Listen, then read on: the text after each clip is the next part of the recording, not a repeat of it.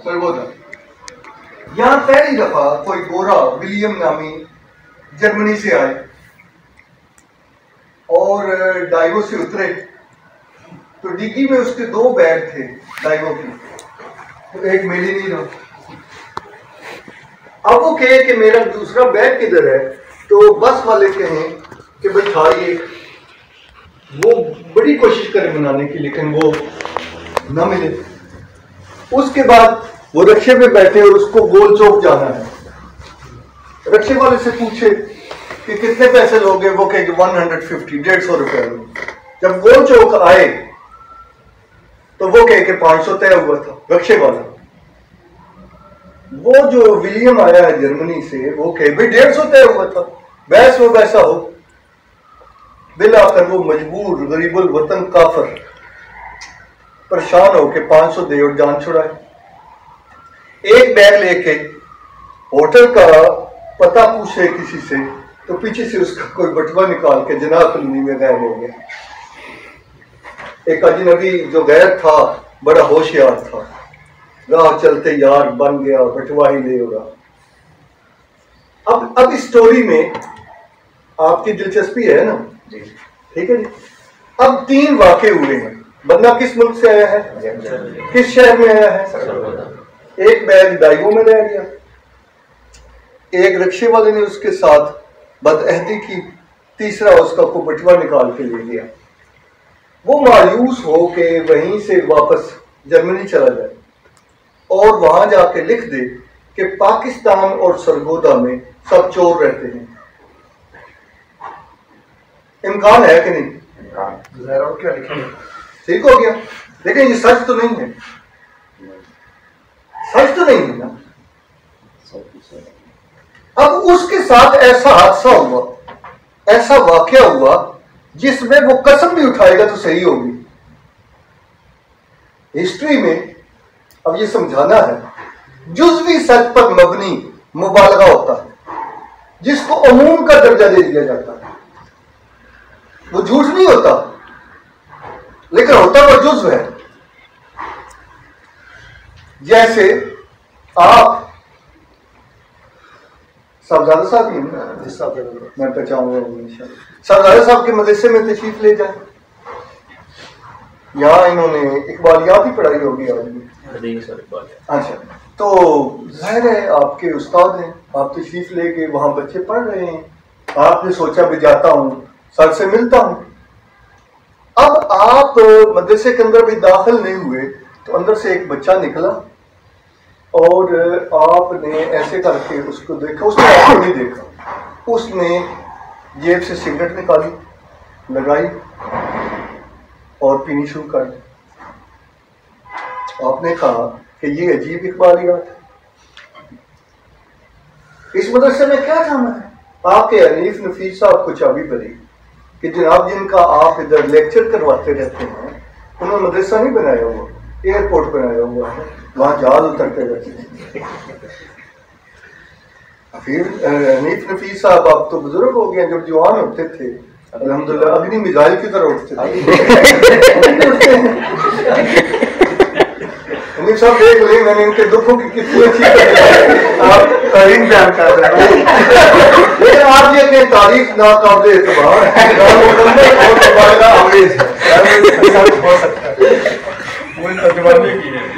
नहीं। वो देखें, इस तरह से आप मेरे साथ इन्वॉल्व रहेंगे ना, लोकल मिसालें दी, तारीख खासा बहुत मजमून भी है, ठीक है।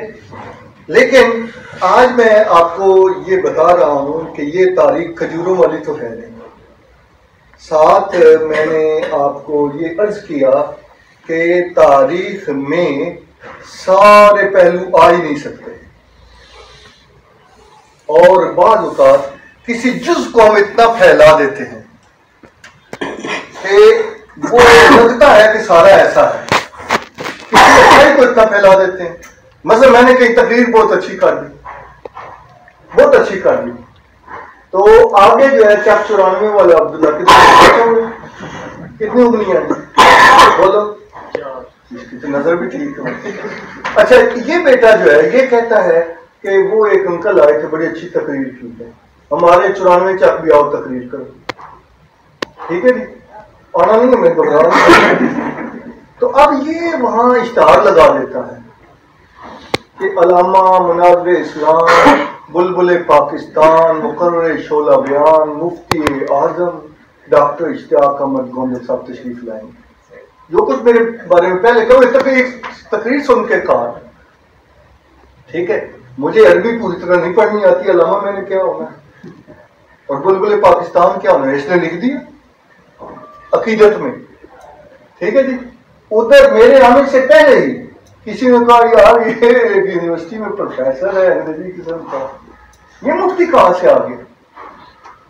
عبداللہ بڑے بھائی کو بلا کے لے آیا کہ تو پہلے سیدھا کرے، ہمارے انکل کو مفتی نہیں مانتا، نہ مفتی کو پتا ہے نہ جعلی مفتی کو پتا، یہ آپس میں گتھم گتھا ہو گئے، حتیٰ کہ اس کے کسی عزیز نے اس کو کہا کہ لڑنے کی بجائے ہم ایک پمفلٹ بانٹتے ہیں، لکھتے ہیں، اس میں لکھا ڈاکٹر اشتیاق گوندل کے مفتی ہونے کا بیان، ساتھ بریکٹ میں لکھ دیا کہ شیخ احمد صاحب مجھے خواب میں آئے اور انہوں نے کہا کہ اس اشتہار کی جو 1000 کاپیاں کروا کے 94 چک میں تقسیم نہیں کرے گا اس کی ساری خاندان کو خارج پھیل جائے گی، ساتھ یہ لکھ دیا۔ اب سادہ لوگ ہیں، انہوں نے وہ اشتہار، نہ میں مفتی ہوں نہ اسے پتا ہے، اس نے جزو کو اتنا پھیلا دیا۔ تقریر میں تو آپ دیکھیں نا، مطلب اہل تشریح کے ذاکر ہوتے ہیں، صاف پتہ چل رہا ہوتا ہے کہ اپنی طرف سے باتیں بنا رہے ہیں، لیکن آپ بھی بیٹھے ہو نا، آپ بھی تو رو پڑے، وہ تو فن ہے، مہارت ہے، مبالغہ ہے، آپ کو سمجھ نہیں آئے گی اس لیے کہ آپ نے شیعہ ذاکر کو سنا نہیں ہے، لیکن ڈرامہ یا مووی آپ نے دیکھی ہے، آپ کو صاف پتہ ہے کہ یہ لڑکی جو اغوا ہو رہی ہے اس کم وقت کو پیسے مل رہے ہیں، اصل میں اغوا نہیں ہو رہی، اور گھر میں والدہ اور دادی اس طرح کمیز اٹھا کے دعائیں مانگ رہی ہے، بدبختن اللہ چوکے رو رہی ہیں زارو قطار۔ بیٹا تاریخ میں مبالغے ہوتے ہیں، ناقابل اعتبار چیزیں ہوتی ہیں، غیر مستند چیزیں ہوتی ہیں، جزو کو کل پر پھیلا دیا جاتا ہے۔ یہ سارے مسائل تاریخ کے ساتھ ہونے کے باوجود حنیف نفیس ہی، اس کا مطلب نہیں ہے کہ ہر وقت وہ اگنی میں ظاہر ہوتا ہے، کئی دفعہ ایک دن دیہڑے پیار سے ملتے بھی دیکھا ہے ان کو، اور جن سے ملے ہیں یقین جانے وہ بچ بھی گئے، حالانکہ حنیف بھائی کی جب بھی آلموسٹ خود کو شملے بھائی یہ عقیدہ ہے، میں کوئی اور ساتھی کو بھی مستعد کر سکتا ہوں، لیکن میں نے کہا کہ چھوٹا بھائی ہے اور ہے بھی قبل مسیح کا، تاریخ کا ایک منٹ بھی پڑھایا تھا نا قبل مسیح کو۔ یہ اصل میں آج کچھ درجن بھر نئے لوگ آ گئے ہیں، تو میں نے کہا ان کو تھوڑا سا خوش کرنا چاہیے، اس انداز میں پڑھانا چاہیے کہ یہ کہیں کہ جماعت اسلامی والے بھی ہنس لیتے ہیں، ورنہ جماعت اسلامی والے نیری ٹینشن، کوئی اشتہار ان کا، کوئی پمفلٹ، کوئی کام سیدھا ہو ہی نہیں آنے، ڈھونڈتے رہنا ہے کام خراب کدھر سے۔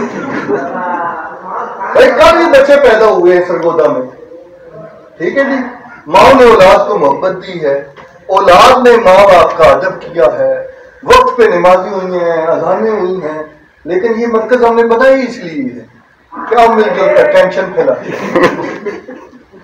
لاہور سے بھی کسی کو منگایا ٹینشن پھیلا، یہ اس لیے نہیں آتے، یہ یوتھ کا اصل چیمہ بہت فائدہ ہوا ہے، ٹھیک ہے کہ یہ سارے حسن چیمے لگ رہے ہیں، مجھے پتہ نہیں چل رہا کون کون، لیکن ہسٹری ایک تو میں نے پچھلی دفعہ کافی تحسین کی تھی یہ یوتھ کی اور ساجد بٹ صاحب کی کہ جماعت اسلامی میں بھی باقی جماعتوں کی طرح سلیکٹڈ ہسٹری بیان کرنے کا رواج ہے، اس سے بڑا مسئلہ پیدا ہوتا ہے۔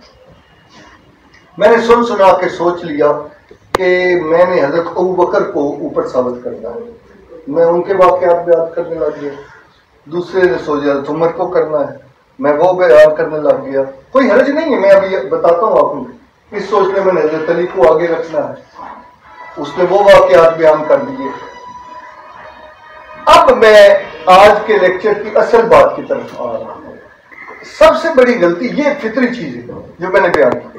سب سے بڑا مسئلہ یہ ہوا کہ ایک ہے قال اللہ تعالی، دوسرا ہے قال رسول اللہ. ایک ہے قال اللہ تعالی، اللہ نے کہا، فرمایا، اللہ نے کہا، یہ کیا ہے قرآن.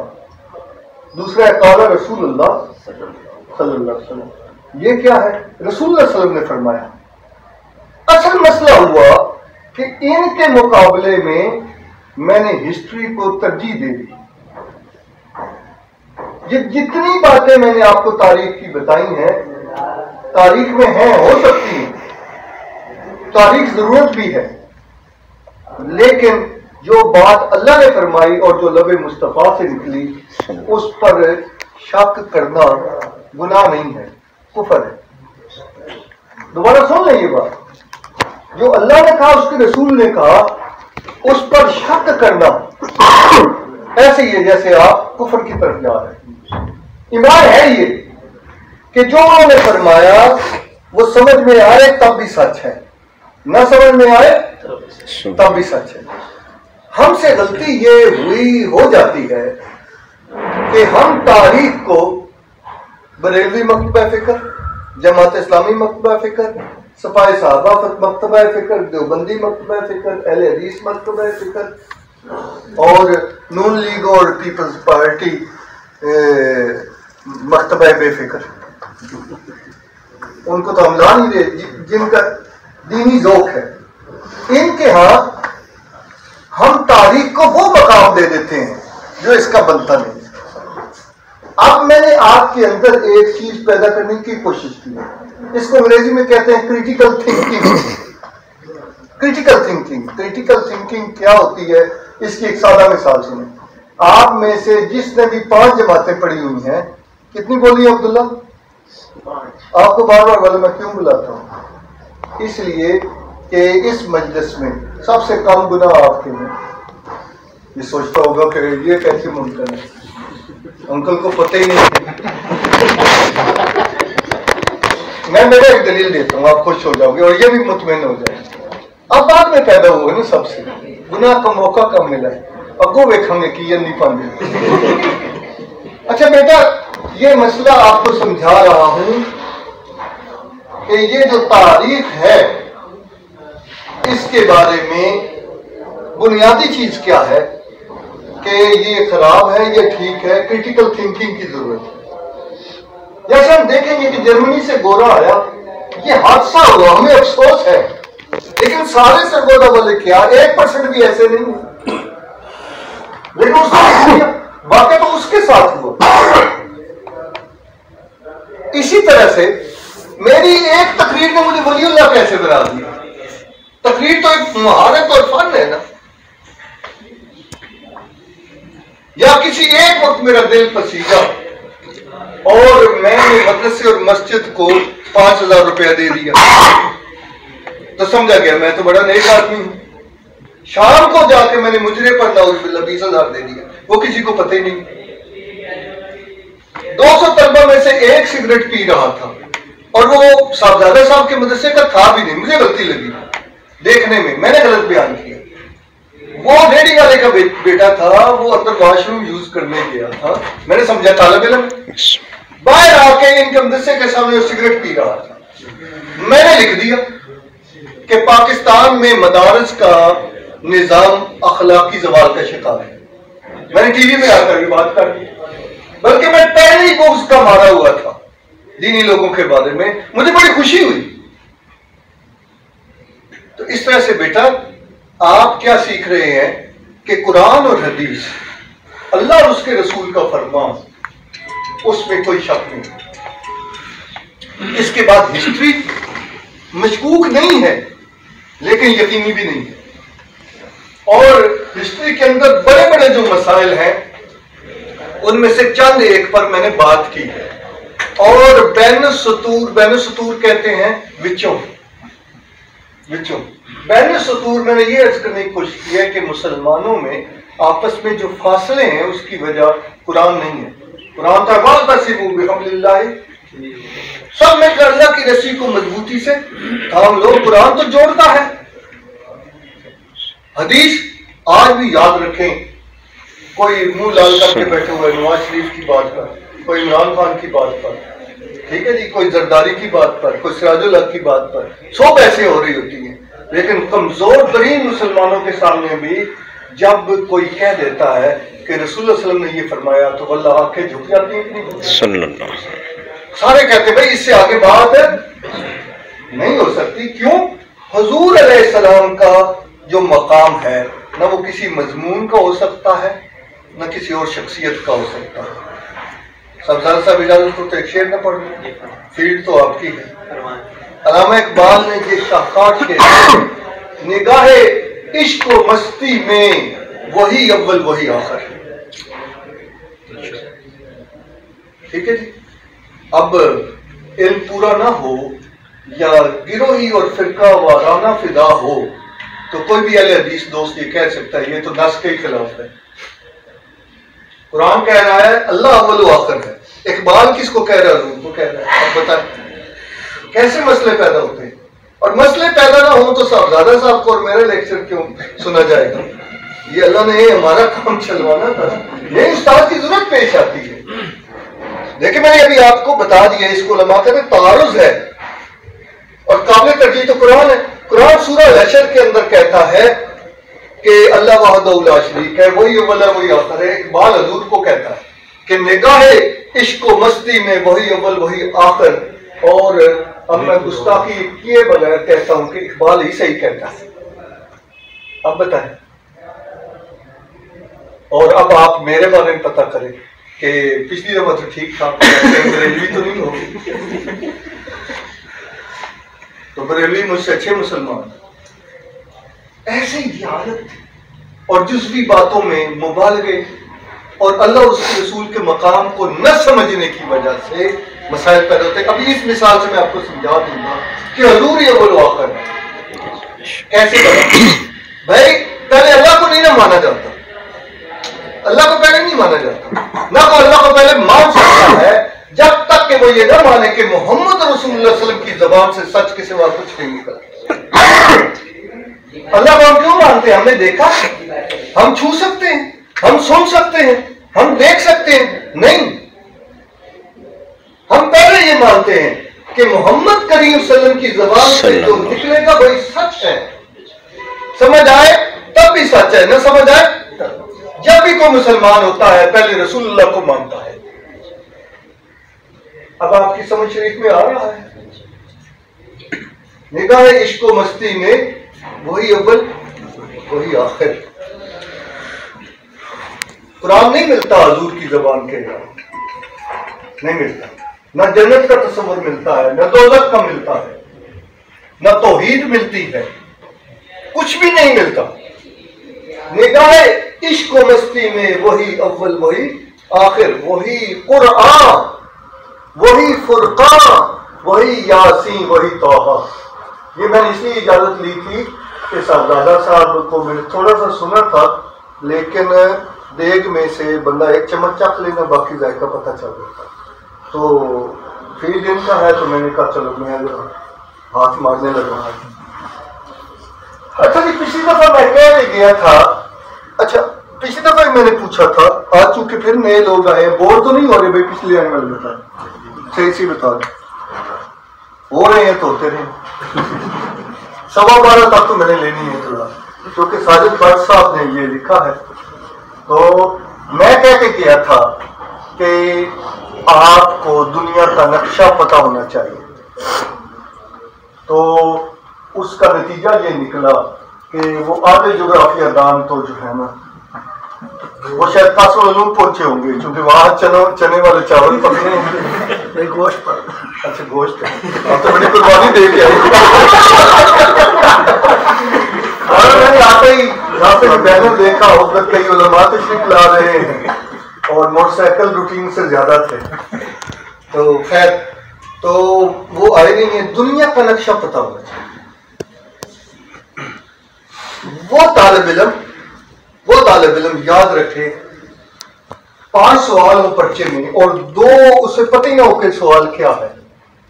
5 میں سے تو 40% نمبر تو فارغ ہے نا. ٹوٹل 5 سوال ہو تو اس میں سے 2 نہ تو 40% سے وہ فارغ ہے. تو میں آپ کی خدمت میں عرض کرتا ہوں کہ ایک کتاب ہے الفوز الکبیر،